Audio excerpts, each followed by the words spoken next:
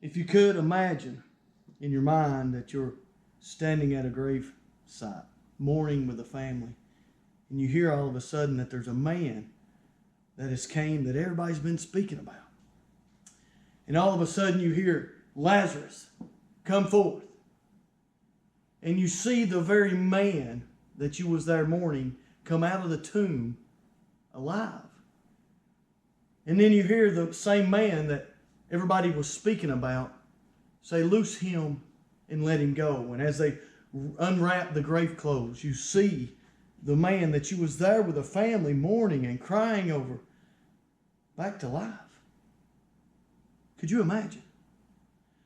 I start out with this to catch your attention because I want to do my last speech on persuasion, and I want that to be about Jesus Christ being the Messiah. Jesus Christ being the Son of God. And there's three things that I want to bring before you today that prove that Jesus Christ is the Son of God. The very first one being the virgin birth. We cannot get past, and we celebrate it every year, the virgin birth. Number two would be all the miracles that are reported that this man, Jesus of Nazareth, did.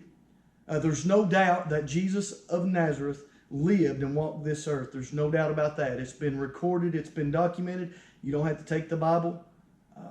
It's documented in history. And number three, the resurrection.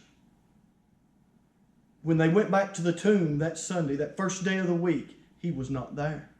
They had put soldiers in front of that tomb. He was not there.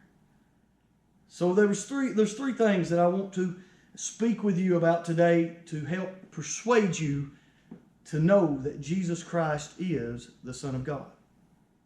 And as we mentioned, the very first one, the virgin birth, we look at it and we know that we celebrate Christmas being the birth of the Christ child. Christmas being the time that we give gifts because the greatest gift was given to us.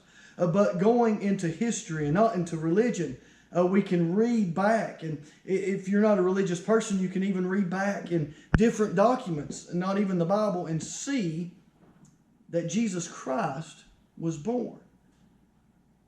And if you go into the Bible and you read in Isaiah, it even talks about 700 years before it even occurred. 700 years before the virgin birth happened. It was recorded in the writings of Isaiah saying that a woman will be with child and she will be a virgin and she'll bring forth child in a virgin birth. We go on into the Gospels in the Bible and we read and we study that she was without man. She was espoused to be Joseph's wife. They was engaged, if you'll have it that way. And she was conceived with the Holy Ghost. So he was born of a virgin woman. Never happened before and never will happen again. It takes man and woman to conceive and bring forth a child. But this was a virgin birth. So that's first and foremost to prove that Jesus was who he said he was. Second was all the miracles that he done. And we spoke to you starting out in our speeches, one of them, bringing back Lazarus as he loved that family. He loved Mary and Martha. He loved Lazarus. And he went just to prove who he was. He done that miracle. We can speak of many miracles. And one that comes to our mind we think of is the one of the little lad's lunch that day. There was many. The Bible talks about many that was following him, listening to his stories, listening to what he had to say. Excuse me. And here was this lad. Jesus had told them, the disciples, to have them all to sit down, and they was baffled. They thought we're going to go into town and buy them meat. There's too many to buy for. But he took this lad's lunch that was 2 fishes and 5 loaves of bread. In the recordings of the gospel, it talks about he fed 5,000 men, being another miracle. 5,000 men. Not including the women and children that was there with those men. So there was another miracle.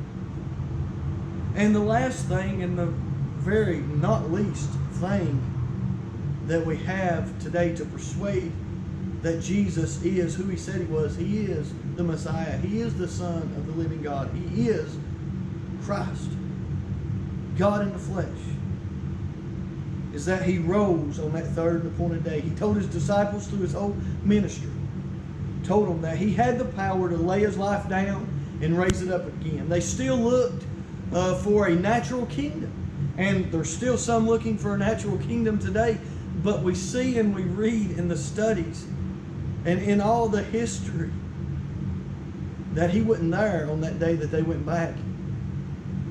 The women had prepared the spices to rub him down with them, and to